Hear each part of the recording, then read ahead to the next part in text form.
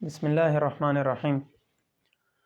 زور سے قہقہا لگانے سے نماز ٹوٹ جاتی ہے اور اس کے ساتھ ساتھ وضو بھی ٹوٹ جاتا ہے۔ اس کے علاوہ اگر ہم دوسری طرف دیکھیں جو جیسے نماز جنازہ ہے، اس میں اگر کوئی زور کے ساتھ قہقہا لگائے تو اس کی نماز تو ٹوٹ جاتی ہے، لیکن اس جگہ پر وضو نہیں ٹوٹتی۔ اس کی وجہ کیا ہے؟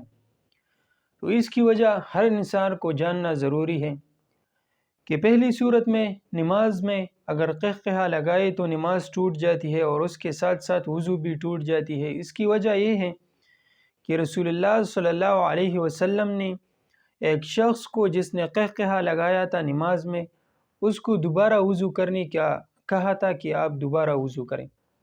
تو اب اگرچہ ظاہری قیاس کے خلاف ہے یہ، لیکن چونکہ رسول اللہ صلی اللہ علیہ وسلم سے ثابت ہے، انہوں نے اس کو کہا تھا کہ جا کر وضو دوبارہ کرے، تو ہم بھی کہیں گے، ہم بھی وہی حکم لگائیں گے جو رسول اللہ صلی اللہ علیہ وسلم نے لگایا تھا۔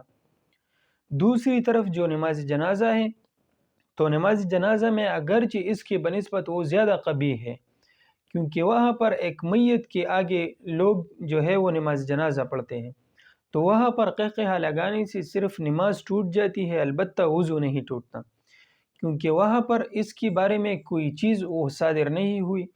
اور یہ جو حدیث ہے، یہ جو کام رسول اللہ صلی اللہ علیہ وسلم نے کیا ہے، یہ ہم صرف نماز کے ساتھ خاص کریں گے، کیونکہ یہ قیاسی نہیں ہے۔ تو چونکہ قیاسی نہیں ہے، اسی وجہ سے صرف نماز کے ساتھ خاص ہیں، نماز جنازہ کے ساتھ خاص نہیں۔